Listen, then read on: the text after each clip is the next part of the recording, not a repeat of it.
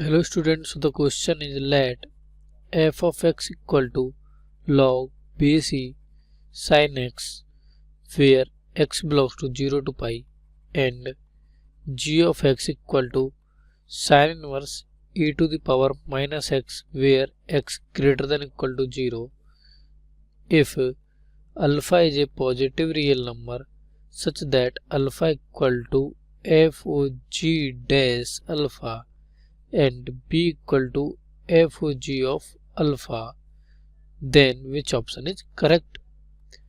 So देखिए हमें f of x equal to दिया है log bc sin x and g of x equal to दिया है sin inverse e to the power minus x।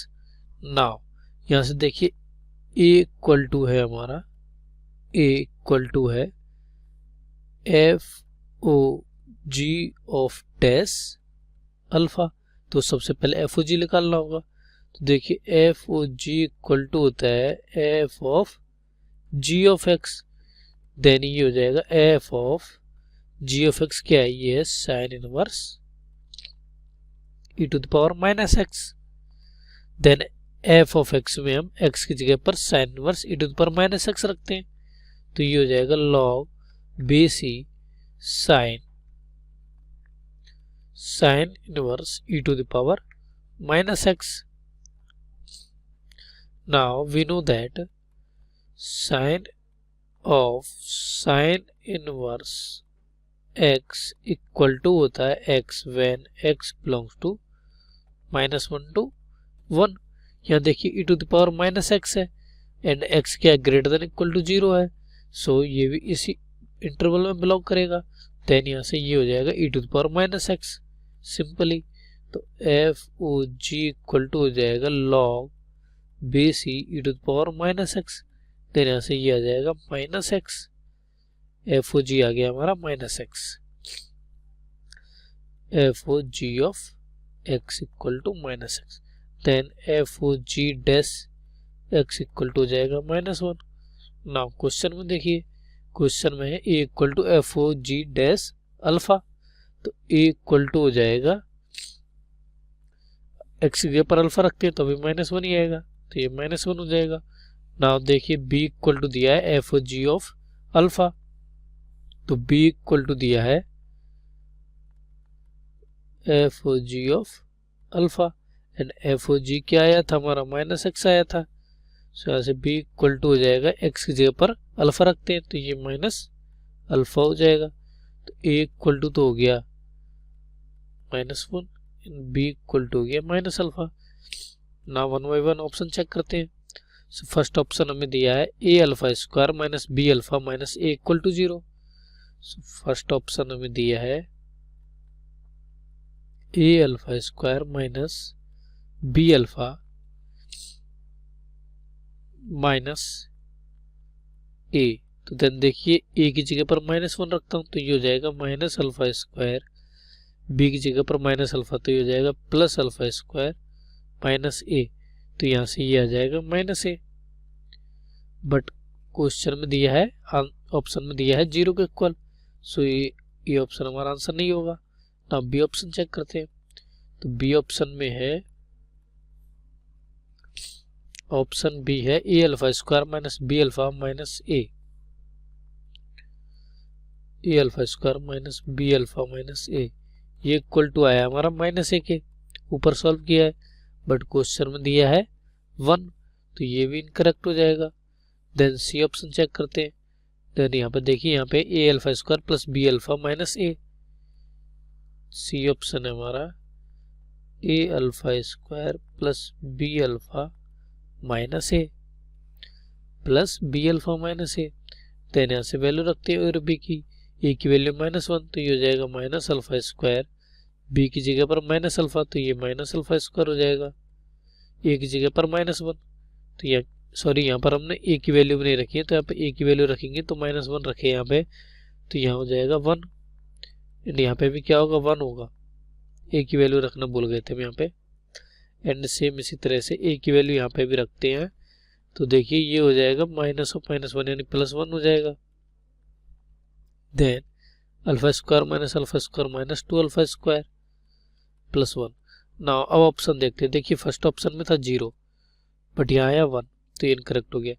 Second option में 1 था और यहाँ पे 1 ही आया है, तो सेकेंड वाला ऑप्शन जो हमने रॉन्ग कर रखा था वो करेक्ट हो जाएगा। ये हमने मिस्टेकली कर दिया था, सेकेंड वाला बी वाला करेक्ट हो जाएगा। सी ऑप्शन को देखा तो यहाँ पे देखिए माइनस टू अल्फा स्क्वायर लिख रहा है ओनली, हमारा आया minus two alpha square plus one, तो इसका मतलब सी ऑप्शन भी इनकरेक्ट हो जाएगा। सी ऑप्शन हमारा इनकरेक्ट हो जाएगा। देन डी ऑप्शन को भी चेक कर लेते हैं। डी ऑप्शन हमें दिया है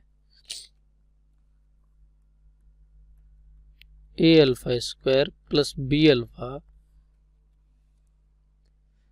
plus A equal to, then देखिए A alpha square plus B alpha की वैल्यू आ जाएगी minus two alpha square plus A की वैल्यू क्या है माइनस वन, तो यहाँ हो जाएगा minus one two alpha square minus one. But देखिए ऑप्शन में दिया equal to 0, so which is not correct. So यहाँ से देखिए कौन सा ऑप्शन करेक्ट आया, बी ऑप्शन करेक्ट आ गया। So option B is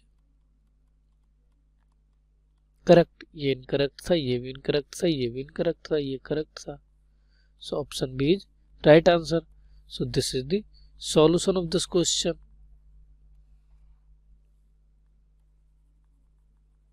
okay. Hello friends, यहाँ पे हमें एक क्वेश्चन दिया गया है इनवर्स ट्रिग्नोमेट्रिक फंक्शन का। तो चलिए इस क्वेश्चन को देखते हैं।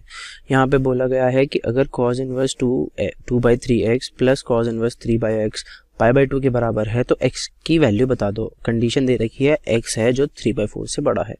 तो इसका सोल्यूशन देखते हैं। सोल्यूशन तो यहाँ पे क्या है, cos इनवर्स 2/3x। अब मैं क्या करूंगा, इस वाले cos इनवर्स को उधर ले जाऊंगा उस साइड में, तो π/2 माइनस cos इनवर्स 3/4x हो जाएगा ये। ठीक है, तो अब इसे क्या लिख सकता हूं मैं, sin इनवर्स 3/4x। ठीक है, और ये हो जाएगा cos इनवर्स 2/3x। अब मुझे क्या पता है, sin इनवर्स x जो होता है वो होता है cos inverse √1 minus x square के बराबर। तो इस पूरी टर्म को अगर मैं x मान लूँ से, तो इसको सॉल्व कैसे करूँगा, ये हो जाएगा कितना, cos इनवर्स √1 माइनस 3/4x का होल स्क्वायर बराबर cos इनवर्स 2/3x। ठीक है, तो अब मैं क्या करूँगा, इनको हटा दूंगा cos को और फिर सॉल्व करूंगा। cos 2/3x बराबर √1 माइनस 3/4x का होल स्क्वायर। तो ये कैसे हो जाएगा, अब इसका होल स्क्वायर कर देंगे तो यहाँ पे क्या आ जाएगा, 4/9x स्क्वायर बराबर 1 minus 9/16x square.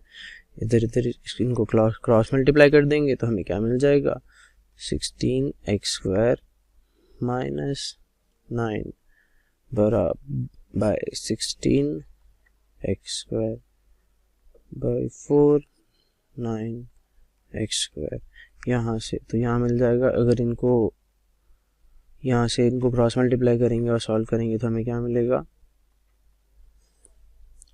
16 into 4 the 16 + 64x square बराबर 9 इंटू 16x स्क्वायर माइनस 9। तो ये कितना आ जाएगा, 64x स्क्वायर बराबर 144x स्क्वायर। यहाँ पे x स्क्वायर भी है मल्टीप्लिकेशन में, 744x की पावर 4 माइनस 9 81x स्क्वायर। तो इनको हम अगर एक तरफ ले जाएंगे और सॉल्व करेंगे तो क्या मिलेगा, यहाँ से x स्क्वायर से x स्क्वायर कटेंगे तो 144 x की पावर 4 माइनस 81 प्लस 64। तो 81 प्लस 64 इज 145 x स्क्वायर। तो यहाँ पे हमें मिल जाएगा एक रूट x, यहाँ से x स्क्वायर कॉमन आ जाएगा, यहाँ पे मिलेगा 144 x स्क्वायर माइनस 145 विच ये है 0 के बराबर। तो यहाँ पे इनको सॉल्व करेंगे तो हमें मिल जाएगा, एक तो x बराबर 0 और एक आ जाएगा एक्स स्क्वायर बराबर 145/144। तो x बराबर आ जाएगा under root of 145/144 which is equal to x is equals to under root of 145/12. This is the final answer. Thank you guys for watching the video. Hope you like it. Hello guys, हमें इस question में पूछा है कि the value of x for which this is equal to this. ठीक है, तो इसके लिए हमें x का वैल्यू फाइंड आउट करना है। ठीक है, तो सबसे पहले अपन यहाँ पे देखते हैं, मैं इस वाले को देखता हूँ। ठीक है, तो इसको अपन क्या कर सकते हैं, साइन इनवर्स में चेंज कर सकते हैं और इसको कॉस इनवर्स में, तो फिर मेरा सिंपल हो जाएगा। ठीक है, तो यहाँ पे मैं ट्राइंगल बनाता हूँ। ठीक है, मान लीजिए फर्स्ट वाला जो मेरा दिया हुआ है वो क्या दिया हुआ है, साइन जो मेरा दिया हुआ है मैं उसको एज इट इज लिख देता हूँ। कॉट इनवर्स क्या दिया हुआ है, 1 + x। ठीक है, तो इसको अगर अपन चेंज करना चाहते हैं, ये मेरा फर्स्ट वाला जो पार्ट है उसके लिए मैं बोल रहा हूँ। ठीक है, तो सबसे पहले यहाँ पे देखते हैं, यहाँ पे अपन एक ट्राइंगल बना सकते हैं। ठीक है, मैंने यहाँ पे एक ट्राइंगल ड्रॉ किया और ट्राइंगल में मेरे को क्या दिया हुआ है, कॉट यानी कि b/p दिया हुआ है। तो b मेरे को यहाँ पे क्या दिया हुआ है, 1 + x और p क्या दिया हुआ है, 1। तो मेरा h हाइपोटेनियस क्या निकल जाएगा, b का स्क्वायर प्लस p का स्क्वायर प्लस b का स्क्वायर। ठीक है, तो यहाँ पे क्या हो गया, 1 + x का होल स्क्वायर और +1, यही होने वाला है। ठीक है, तो इसका मतलब यहाँ पे अगर मैं लिखना चाहूँ साइन और साइन इनवर्स, तो साइन इनवर्स क्या होता है, p/h। तो p यहाँ पे क्या है, 1 और h क्या है, अंडर रूट 1 + 1 + x का whole square.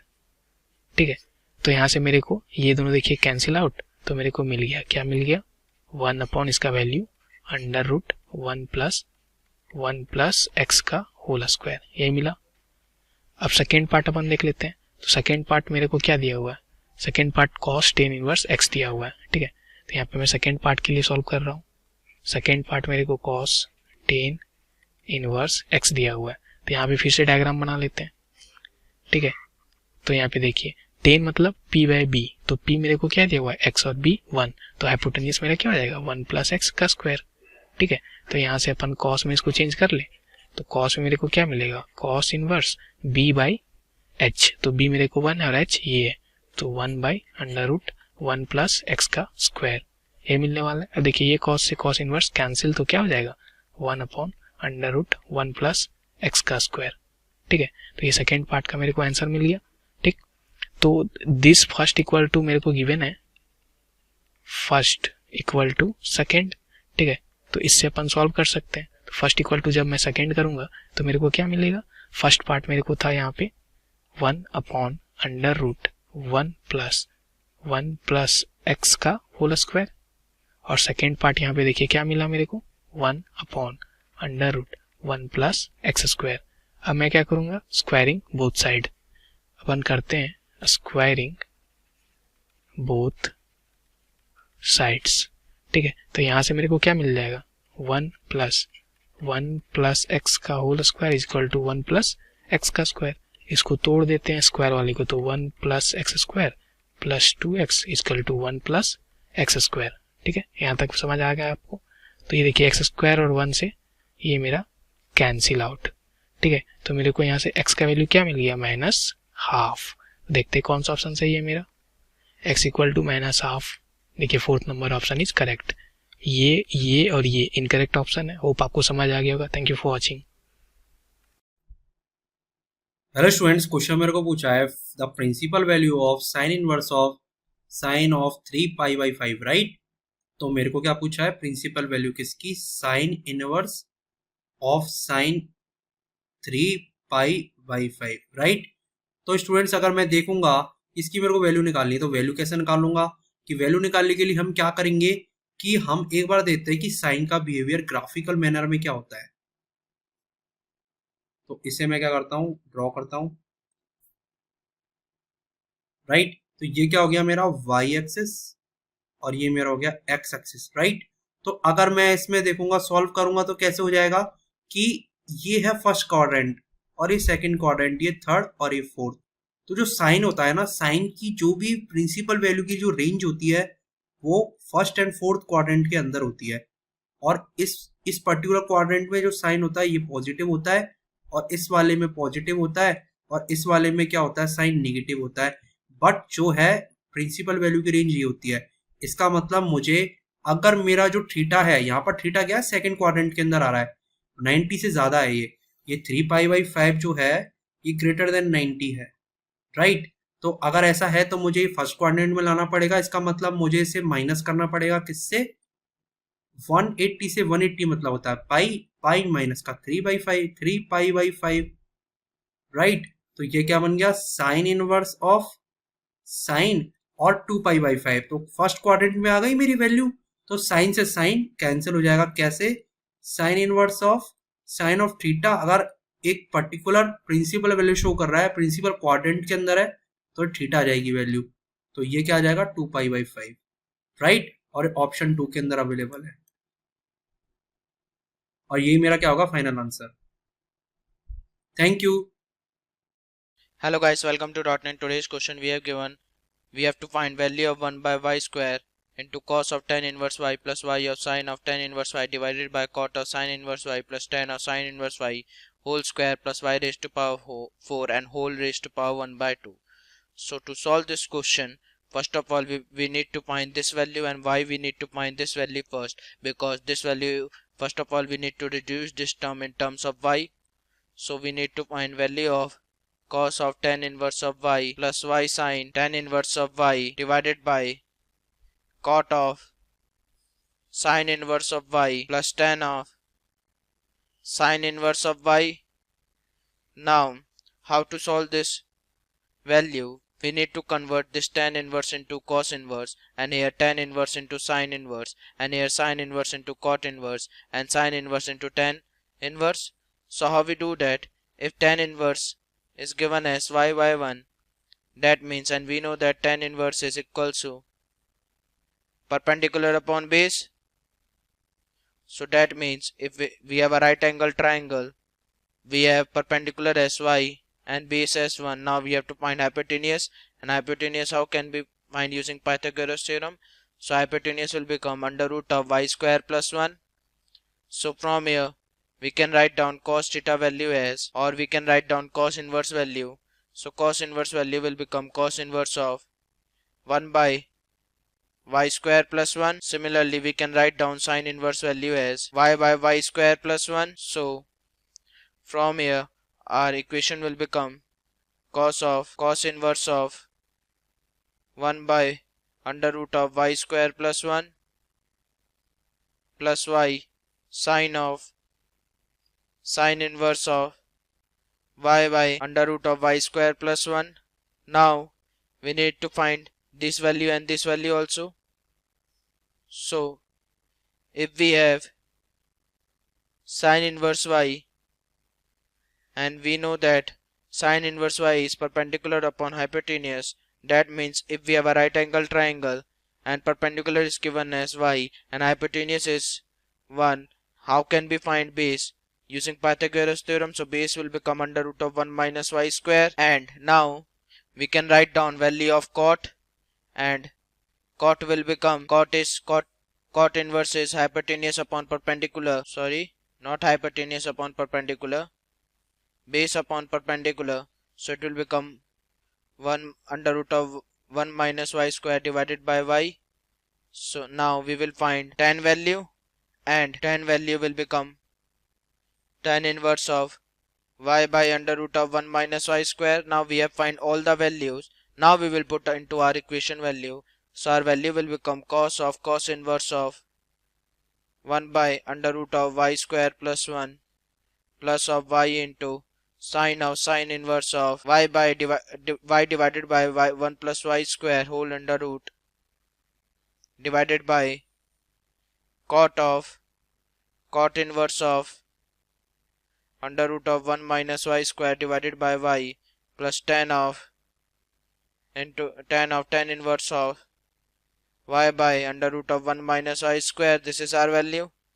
Now from here cos inverse will cancel each other out, and sin inverse will cancel each other out. Similarly here also and here also.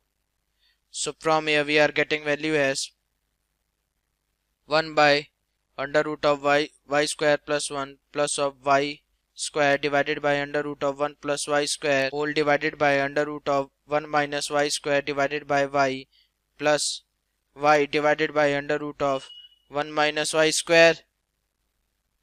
Now when we take LCM in numerator and denominator, so it will become, in numerator it will become 1 plus y square divided by under root of 1 plus y square, and in denominator it will become 1 minus y square plus y square divided by y into under root of 1 minus y square. Now here this will cancel each other out, so from here we get value as 1 plus y square divided by under root of 1 plus y square, and in numerator we have y into under root of 1 minus y square. Now here we have power 1, here we have 1 by 2, so we will getting value as y into under root of 1 plus y square into 1 minus y square, and here it is becoming a plus b into a minus b, so it will become a square minus b square, so it will become y into 1 minus y raised to power 4.